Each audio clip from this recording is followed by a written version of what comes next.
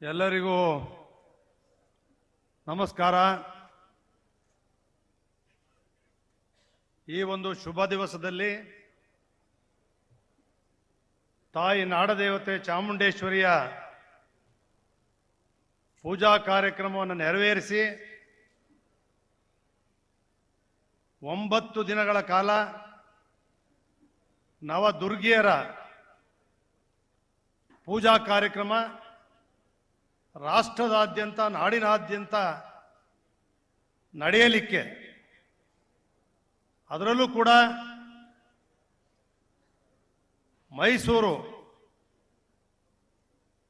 ಹಿಂದೆ ರಾಜ್ಯ, ಆಮೇಲೆ ಕರ್ನಾಟಕ,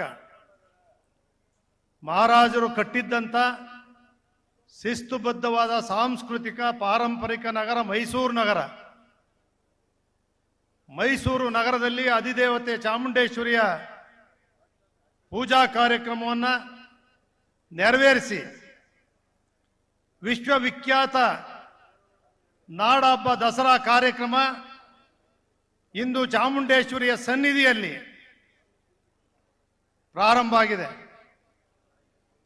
ಬೆಂಗಳೂರಿನಲ್ಲಿ ಹೈಪವರ್ ಕಮಿಟಿ ಅಧ್ಯಕ್ಷತೆಯನ್ನು ವಹಿಸಿರ್ತಕ್ಕಂಥ ಮುಖ್ಯಮಂತ್ರಿಗಳಿಗೆ ಈ ಬಾರಿ ನಾಡಹಬ್ಬ ದಸರಾವನ್ನು ಯಾರು ಉದ್ಘಾಟನೆ ಮಾಡಬೇಕು ಅಂತೇಳಿ ರಾಜ್ಯದಾದ್ಯಂತ ಸೇರಿದ್ದ ನಾವೆಲ್ಲರೂ ಕೂಡ ಅವರಿಗೆ ಅಧಿಕಾರವನ್ನು ಕೊಟ್ಟಿದ್ವಿ.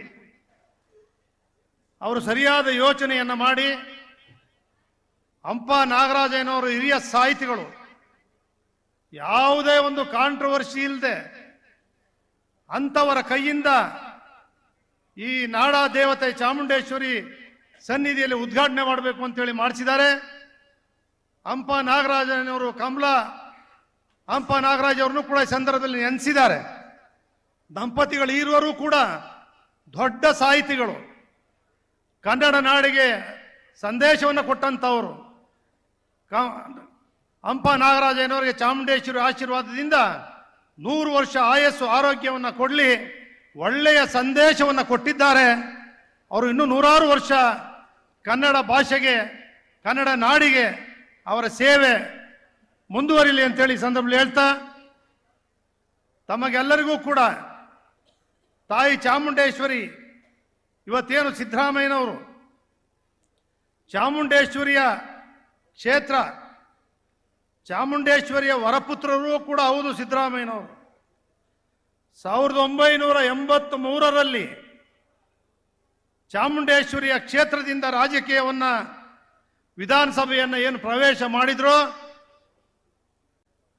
ಅಂದಿನಿಂದ ಇಂದಿನವರೆಗೆ ತಾಯಿಯ ಆಶೀರ್ವಾದದಿಂದ ಕನ್ನಡ ಕಾವಲು ಸಮಿತಿಯಿಂದ ಹಿಡಿದು ಮಂತ್ರಿಗಳಾಗಿ, 2 ಬಾರಿ ಉಪಮುಖ್ಯಮಂತ್ರಿಗಳಾಗಿ, 15 ಬಾರಿ ಬಜೆಟ್ ಅನ್ನು ಮಂಡಿಸಿ, 2 ಬಾರಿ ವಿರೋಧ ಪಕ್ಷದ ನಾಯಕರಾಗಿ, 2 ಬಾರಿ ಮುಖ್ಯಮಂತ್ರಿಗಳಾಗಿದ್ದಾರೆ ಅಂತ ಹೇಳಿದ್ರೆ ಚಾಮುಂಡೇಶ್ವರಿ ಆಶೀರ್ವಾದ, ರಾಜ್ಯದ ಜನರ ಆಶೀರ್ವಾದದಿಂದ ಅವರಿಗೆ ತಾಯಿ ಯಾವಾಗಲೂ ಕೂಡ ಎಂಥದೇ ಸಂದರ್ಭ ಬಂದಾಗಲೂ ಕೂಡ ಅವರು ಅದರಿಂದ ಇನ್ನೂ ಹೆಚ್ಚಿನ ಶಕ್ತಿ ಅವರಿಗೆ ಬಂದಿದೆ.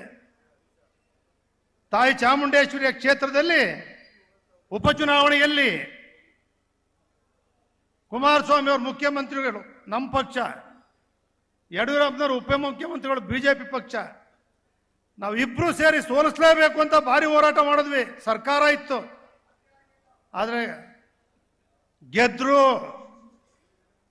ಅಂದ್ರೆ ಅಂತ ಕಠಿಣ ಸಂದರ್ಭದಲ್ಲೂ ಕೂಡ ತಾಯಿ ಚಾಮುಂಡೇಶ್ವರಿ ಯಾವತ್ತೂ ಕೂಡ ಅವರ ಆಶೀರ್ವಾದ ಅವರಿಗೆ ನಿರಂತರವಾಗಿದೆ ಅನ್ನೋದಕ್ಕೆ ಇದೇ ಸಾಕ್ಷಿ. ಇವತ್ತು ಉಪಮುಖ್ಯಮಂತ್ರಿಗಳಾಗಿ ಡಿ ಕೆ ಶಿವಕುಮಾರ್ ಅವರು ಬಂದಿದ್ದಾರೆ, ಕಾಂಗ್ರೆಸ್ ಪಕ್ಷದ ಅಧ್ಯಕ್ಷರಾಗಿದ್ದಾರೆ. ಅವರನ್ನು ಮರೆಯುವಂಗೆ ಇಲ್ಲ ನಾನು. ಯಾಕೆಂದ್ರೆ ನಾನು ಯಾವತ್ತೂ ಕೂಡ ಒಂದು ಸಣ್ಣ ಸಹಾಯ ಮಾಡೋರು ಕೂಡ ನೆನೆಸ್ತೀನಿ. ಎಸ್.ಎಂ. ಕೃಷ್ಣ ಅವರು ಮುಖ್ಯಮಂತ್ರಿಗಳಾಗಿದ್ದಾಗ ಅವರು ಸಹಕಾರ ಮಂತ್ರಿ ಇದ್ರು. ನಾವು ಜನತಾದಳ, ನಾವು ಸಿದ್ದರಾಮಯ್ಯನವರೆಲ್ಲ ಸಹಕಾರ ಮಂಡಳದ ಅಧ್ಯಕ್ಷನಾಗಿ ಜಿ ಟಿ ದೇವೇಗೌಡನೇ ಮುಂದುವರಿಬೇಕು ಅಂತ ಮಾಡಿದರು. ಅಷ್ಟೇ ಅಲ್ಲ, ಸಿದ್ದರಾಮಯ್ಯ SM ಕೃಷ್ಣ ಅವ್ರ ಜೊತೆ ಯಾವ ರೀತಿ ಮುಖ್ಯಮಂತ್ರಿಗಳಾಗಲಿ ಹೋರಾಟ ಮಾಡಿದ್ರು, ಸಿದ್ದರಾಮಯ್ಯನವರ ಜೊತೆಯಲ್ಲಿ ಜೋಡೆತ್ತಾಗಿ ಕಾಂಗ್ರೆಸ್ ಅಲ್ಲಿ 136 ಸ್ಥಾನವನ್ನು ಗೆಲ್ಲಿಸಲಿಕ್ಕೆ DK ಶಿವಕುಮಾರ್ ಅವರು ಕೂಡ ಒಂದು ಹೋರಾಟವನ್ನು ಕೊಟ್ಟಿರ್ತಕ್ಕಂಥದ್ದು ಕೂಡ ಒಂದು ದಾಖಲೆ. ಇನ್ನು ಉಸ್ತುವಾರಿ ಸಚಿವರಾಗಿದ್ದ ಮಹದೇವಪ್ಪನವರಂತೂ ಅದೃಷ್ಟವಂತರು. ಸಿದ್ದರಾಮಯ್ಯನವರು ಜೊತೆಯಲ್ಲಿ ಯಾರನ್ನೂ ಎಳ್ಕೊಂಡು ಹೋಗಲಿಲ್ಲ. ಮೊದಲನೇ ಸ್ಥಾನ ಎಳ್ಕೊಂಡು ಹೋದ್ರು ಬಹಳ ಜನನ. ಆದ್ರೂ ಮಹದೇವಪ್ಪನಿಗಂತೂ ಆರೋಗ್ಯ ಮಂತ್ರಿ, ಗ್ರಾಮೀಣ ಮಂತ್ರಿ, PWD ಮಂತ್ರಿ, ಸಮಾಜ ಕಲ್ಯಾಣ ಮಂತ್ರಿ, ಒಬ್ಬ ದಲಿತ ನಾಯಕನನ್ನ ರಾಜ್ಯ ಮಟ್ಟಕ್ಕೆ ಜೊತೆಯಲ್ಲಿ ಕೊಂಡೊಯ್ದಂಥದ್ದು ಸನ್ಮಾನ್ಯ ಸಿದ್ದರಾಮಯ್ಯನವರು. ಇವತ್ತು ಉಸ್ತುವಾರಿ ಸಚಿವರಾಗಿದ್ದಾರೆ. ಬಹಳ ಕಾರ್ಯಕ್ರಮಗಳನ್ನು ಜಿಲ್ಲಾಧಿಕಾರಿಗಳು ಅವರೆಲ್ಲ ಅಧಿಕಾರಿಗಳ ನೇತೃತ್ವದಲ್ಲಿ ಆಯೋಜನೆ ಮಾಡಿದ್ದಾರೆ. ಅದು ನಾಡ ಕುಸ್ತಿ ದಸರಾ ಇರ್ಬೋದು, ಫಲಪುಷ್ಪ ದರ್ಶನ ಇರ್ಬೋದು, ಚಲನಚಿತ್ರೋತ್ಸವ ಇರ್ಬೋದು, ಯುವ ದಸರಾ ಇರ್ಬೋದು, ಯುವ ಸಂಭ್ರಮ ಆಯಿತು. ಲಕ್ಷ ಲಕ್ಷ ಜನ ಸೇರ್ತಾ ಇದ್ದಾರೆ. ಕಾರ್ಯಕ್ರಮಗಳು ಅದ್ಭುತವಾಗಿ ನಡೀತಾ ಇದೆ. 9 ದಿನಗಳ ಕಾಲ ಮೈಸೂರು ನಗರ ವಿಜೃಂಭಿಸ್ತದೆ. ಮುಖ್ಯಮಂತ್ರಿಗಳು ಹೇಳಿದ್ರು, ಅಲ್ಲೆಲ್ಲ ಕೇಳಿದ್ವಿ, ಸರ್ ಲೈಟ್ ಮಾತ್ರ ಸ್ವಲ್ಪ ದಸರಾ ಮುಗಿದ್ರು ಮುಂದುವರಿಬೇಕು, ಲೈಟ್ ನೋಡಿಕೆ ಬೇರೆ ಬೇರೆ ಭಾಗದಿಂದ ಕೂಡ ಬರ್ತಾರೆ ಅಂತ ಹೇಳಿದಾಗ ಅದು ಮುಗಿದ ಮೇಲೂ ಕೂಡ ಮೈಸೂರು ನಗರದಲ್ಲಿ ವಿದ್ಯುತ್ ಶಕ್ತಿ ಲೈಟ್ಗಳು ವಿಜೃಂಭಿಸಬೇಕು ಅಂತ ಆದೇಶವನ್ನು ಕೂಡ ಕೊಟ್ಟಿದ್ದಾರೆ. 21 ದಿನಗಳ ಕಾಲ ಆ ರೀತಿ ಯಶಸ್ವಿಯಾಗಿ ಮಾಡ್ತಾ ಇದ್ದಾರೆ. ಆದರೆ ಇವತ್ತು ಇನ್ನೂ ಸ್ವಲ್ಪ ಶಕ್ತಿ ಮೀರಿ ಮಾಡಬೇಕಾಗಿತ್ತು, ಇವತ್ತು ಸ್ವಲ್ಪ ಕಡಿಮೆ ಆಗಿದೆ. ಅದೇ ರೀತಿ ಅವ್ರ ಜೊತೆ ಕನ್ನಡ ಕಲ್ಚರ್ ಮಿನಿಸ್ಟರ್ ಶಿವರಾಜ್ ತಂಗಡಿ ಅವರು ಕೂಡ ಬಂದಿದ್ದಾರೆ. ಅವರು ಪ್ರೋತ್ಸಾಹ ಕೊಡ್ತಾ ಇದ್ದಾರೆ. ಹಿರಿಯರಾದಂಥ KH ಮುನಿಯಪ್ಪನವರು ಬಂದಿದ್ದಾರೆ. ನಮ್ಮ HK ಪಾಟೀಲ್ರು ಬಂದಿದ್ದಾರೆ. ಅದರಲ್ಲೂ HK ಪಾಟೀಲ್ರು ಕಾನೂನು ಜೊತೆಗೆ ಪ್ರವಾಸೋದ್ಯಮ ಖಾತೆ ಸಚಿವರು ಇದ್ದಾರೆ.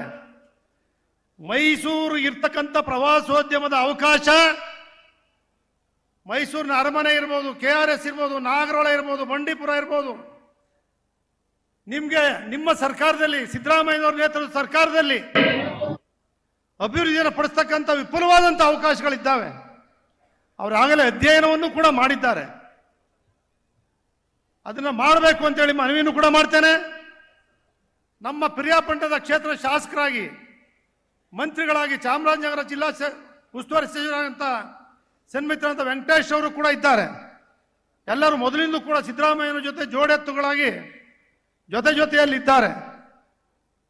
ವೇದಿಕೆ ಮೇಲೆ ತನ್ವೀರ್ ಸೇಠ್ ಸಮೇತವಾಗಿ ಎಲ್ಲ ಹಿರಿಯ ಶಾಸಕರುಗಳು, ರಾಜ್ಯದ ಹಲವಾರು ನಿಗಮದ ಅಧ್ಯಕ್ಷರುಗಳು, ವಿಧಾನ ಪರಿಷತ್ನ ಸದಸ್ಯರುಗಳು, ಪ್ರಾಧಿಕಾರದ ಅಧ್ಯಕ್ಷರುಗಳು, ನಮ್ಮ ಜಿಲ್ಲೆಯ ಜಿಲ್ಲಾಧಿಕಾರಿಗಳು, ಅವ್ರ ಕಮಿಷನ್ ಇರ್ಬೋದು, IG ಇರ್ಬೋದು, CO ಇರ್ಬೋದು, ಇವರೆಲ್ಲರ ತಂಡವನ್ನು ಕಟ್ಕೊಂಡು ಯಶಸ್ವಿಯಾಗಿ ಜಿಲ್ಲಾಧಿಕಾರಿ ಉತ್ತಮವಾದಂಥ ಒಳ್ಳೆಯ ಅಧಿಕಾರಿ ಇದ್ದಾರೆ. ನಗರ ಪಾಲಿಕೆಯನ್ನು ಅತ್ಯಂತ ಯಶಸ್ವಿಯಾಗಿ ಕೊಂಡೊಯ್ದಂಥವರು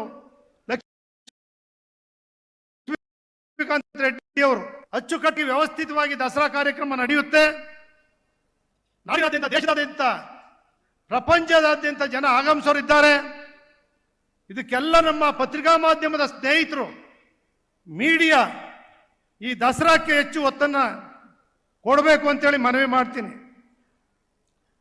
ಒಂದು ಕಡೆ ಮೀಡಿಯಾ ಮಾಧ್ಯಮ ಏನಿದೆ ಇವತ್ತು, ನಿಮಗೂ ಅರ್ಥ ಆಗ್ತದೆ, ನಮಗೂ ಅರ್ಥ ಆಗ್ತದೆ. ಯಾವುದನ್ನ ಇಂದ್ಲಿಂದಲೂ ನೋಡಿಲ್ವೋ ಅದನ್ನ ಹಂಪನ ಅವ್ರು ಹೇಳಿದ್ರು, ಅದನ್ನ ನೋಡ್ತಕ್ಕಂಥದ್ದೇ ಆಗಿದೆ. ಯಾವ ಅತ್ಯಾಚಾರವೋ, ಯಾವ ಕೊಲೆನೋ, ಯಾವುದೋ ಒಂದು ವಿಷಯನೋ ನೋಡಿ ರಾಜಕಾರಣಿಗಳು ಯಾವತ್ತು ಮೈನ್ಸು ರಿಯಲ್ ಎಸ್ಟೇಟ್ ಪ್ರವೇಶ ಮಾಡ್ತೋ ಆ ದಾಳಿಲೂ ಸಿದ್ದರಾಮಯ್ಯ ಉಳಿದವರು ಅಂದ್ರೆ ಇದೊಂದು ದೊಡ್ಡ ಆಶ್ಚರ್ಯ. ಸಿದ್ದರಾಮಯ್ಯನವ್ರ ಬಗ್ಗೆ ನನಗೆ ಗೊತ್ತಿರೋದ್ರಿಂದ ಮಾತಾಡ್ತೀನಿ. ಚಾಮುಂಡೇಶ್ವರಿ ಸನ್ನಿಧಿಯಲ್ಲಿ ಕುಟುಂಬ ನೋಡಿದವರಲ್ಲ, ಮಗನೂ ನೋಡಿದವರಲ್ಲ, ಹೆಂಡತಿನೂ ನೋಡಿದವರಲ್ಲ. ನಮ್ಗೆ ಗೊತ್ತಿದೆ ಚೆನ್ನಾಗಿ. ಈಗ ವಯಸ್ಸಾದ್ಮೇಲೆ ಏನೋ ಪ್ರೀತಿ ಬಂದಿದೆಯೋ ಗೊತ್ತಿಲ್ಲ ನನಗೆ.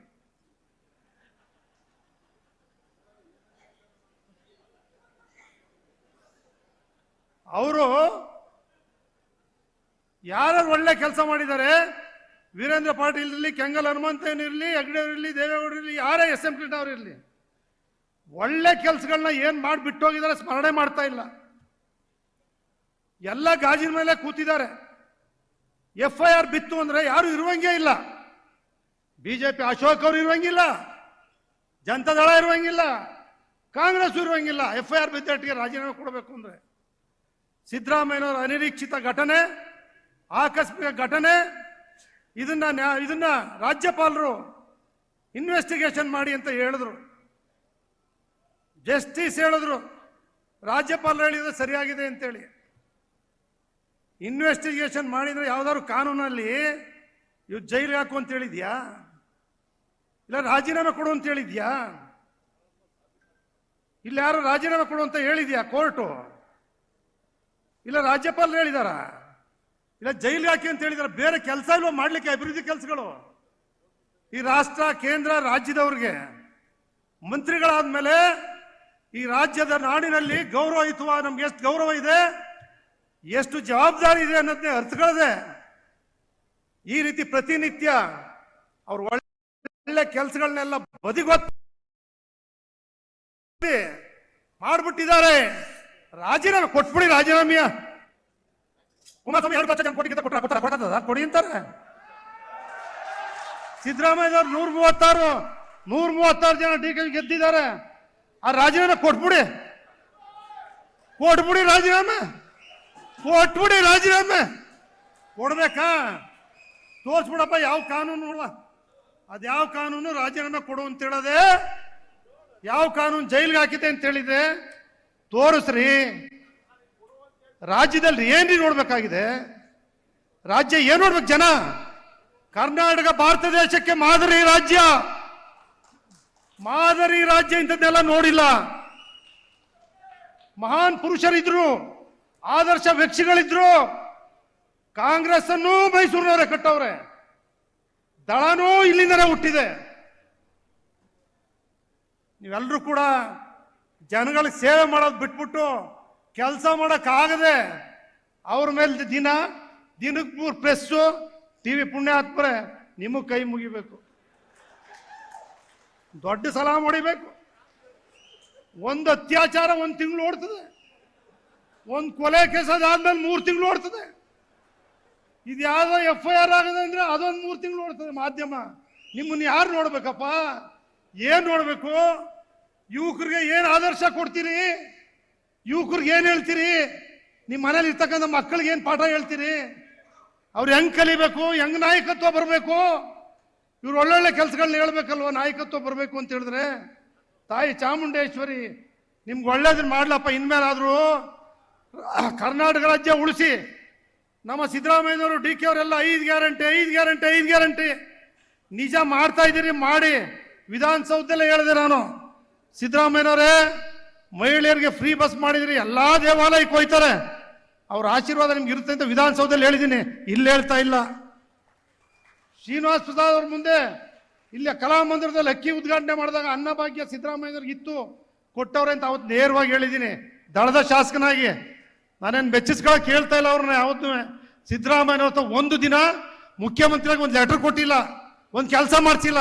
ಆ ವೈಯಕ್ತಿಕವಾಗಿ ಆಗಲಿ ಸರ್ಕಾರದ್ದೇ ಆಗಲಿ ಒಂದಿನ ಮಾಡಿಸಿಲ್ಲ. ಸನ್ನಿಧಿಯಲ್ಲಿ ಹೇಳ್ತಾ ಇದ್ದೀನಿ, ಚಾಮುಂಡೇಶ್ವರಿ ಸನ್ನಿಧಿಯಲ್ಲಿ. ಆದರೆ ಈ ರಾಜ್ಯದಲ್ಲಿ ಸೇವೆ ಮಾಡ್ತಕ್ಕಂಥವರ ಸ್ಥಿತಿ ಏನು? ಅಧೋಗತಿಗೆ ಕಲುಷಿತವಾಗಿರ್ತಕ್ಕಂಥ ಪ್ರಜಾಪ್ರಭುತ್ವ ವ್ಯವಸ್ಥೆನ ಉಳಿಸೋರು ಯಾರು? ರಾಜೀನಾಮೆ ಕೊಡಿ. ಎಲ್ಲ ನಿಂತ್ಕೊಳ್ಳಿ. ಎಲ್ಲರೂ ವಿಧಾನಸೌಧ ಮುಂದೆ ಯಾರ್ಯಾರಿಗೆ FIR ಆಗಿದೆ ಎಲ್ಲರೂ ಕೊಡಿ. ಎಲ್ಲರೂ ತಾಕತ್ತಿದ್ರೆ. ಏನ್ರಿ ಅದ್ ಬಿಟ್ಟು ಕಾನೂನು ಪ್ರಕಾರ ಏನ್ ಬರುತ್ತೆ? ನ್ಯಾಯಾಲಯ ಇದೆ, ತೀರ್ಪುಗಳು ಕೊಡ್ತವೆ, ಅದ್ರ ಪ್ರಕಾರ ಎಲ್ಲರೂ ಗೌರವ ಕೊಡ್ಬೇಕು, ನಡೀತಾರೆ. ಅಭಿವೃದ್ಧಿ ಮಾಡಿ. ಕೇಂದ್ರದಿಂದ ಏನ್ ತರಬೇಕು, ರಾಜ್ಯದಿಂದ ಏನ್ ಮಾಡಬೇಕು, ಉಪಮುಖ್ಯಮಂತ್ರಿಗಳು, ಮುಖ್ಯಮಂತ್ರಿಗಳು, ಸರ್ಕಾರ ಎಲ್ಲ ಇದ್ದೀರಿ. ಸಿದ್ದರಾಮಯ್ಯ ಮನವಿ ಮಾಡ್ತೀನಿ, ಒಂದು ಮಾಸ್ಟರ್ ಪ್ಲಾನ್ ಮಾಡಿಸಿ ಮೈಸೂರಿಗೆ. ಮೈಸೂರು ನೀವು ಕಂಡಂತೆ ಅಷ್ಟು ಅಭಿವೃದ್ಧಿ ಕಂಡಿಲ್ಲ. ಪ್ರವಾಸೋದ್ಯಮಕ್ಕೆ ಮಾಡಿ, ಒಂದು ಮಾಸ್ಟರ್ ಪ್ಲಾನ್ ಮಾಡಿ, ಒಂದು ಜಿಲ್ಲಾಧಿಕಾರಿಗಳ ಅಧಿಕಾರ ನೇತೃತ್ವದಲ್ಲಿ ಅಥವಾ ಹಿರಿಯರ ಸಮಿತಿ ಒಂದು ಸಮಿತಿ ಮಾಡಿ. ನಿಮ್ಮ ಕಾಲದಲ್ಲಿ ಈ ಕ್ಷೇತ್ರ ಮೈಸೂರು ಮಹಾರಾಜನ ಹೆಸರು ಶಾಶ್ವತವಾಗಿ ಉಳಿದಿದೆ, ಇನ್ನೂ 3 ತಲೆಮಾರು ಇರ್ತದೆ. ನಿಮ್ಮ ಹೆಸರು ಇಷ್ಟು ವರ್ಷ ಆಳಿದಿರಿ. ಮೈಸೂರು ಉಳಿಬೇಕು, ಮಾಸ್ಟರ್ ಪ್ಲಾನ್ ಮಾಡಬೇಕು, ಅಭಿವೃದ್ಧಿ ಪಡಿಸ್ಬೇಕು. ಜನ ಕೊರಗಬಾರ್ದು, ನೀರಿಲ್ಲ ಅಂತೇಳಿ, ಯುಜಿಡಿ ಸಮಸ್ಯೆ, ರಸ್ತೆ ಇಲ್ಲ ಅಂತೇಳಿ, ಉದ್ಯಾನವನಿ ನಗರ ಇದು ಉಳಿಬೇಕು. ಅದನ್ನ ಉಳಿದ ಜವಾಬ್ದಾರಿ ನಿಮ್ಮ ಮೇಲಿದೆ, ಅದು ಮಾಡಿಕೊಡ್ಬೇಕು ಅಂತೇಳಿ ಚಾಮುಂಡೇಶ್ವರಿ ಸನ್ನಿಧಿಯಲ್ಲಿ ಪ್ರಾರ್ಥನೆ ಮಾಡ್ತಾ ನಮಸ್ಕರಿಸಿ ನಾನು ಮಾತು ಮುಗಿಸ್ತಾನೆ. ತಪ್ಪಾಗಿ ಮಾತಾಡಿದ್ರೆ ಕ್ಷಮಿಸ್ಬೇಕು ಅಂತೇಳಿ ಮನವಿ ಮಾಡ್ತೀನಿ. ಗ್ಯಾರಂಟಿ ನ್ಯೂಸ್, ಸುದ್ದಿ ಖಚಿತ, ನ್ಯಾಯ ನಿಶ್ಚಿತ.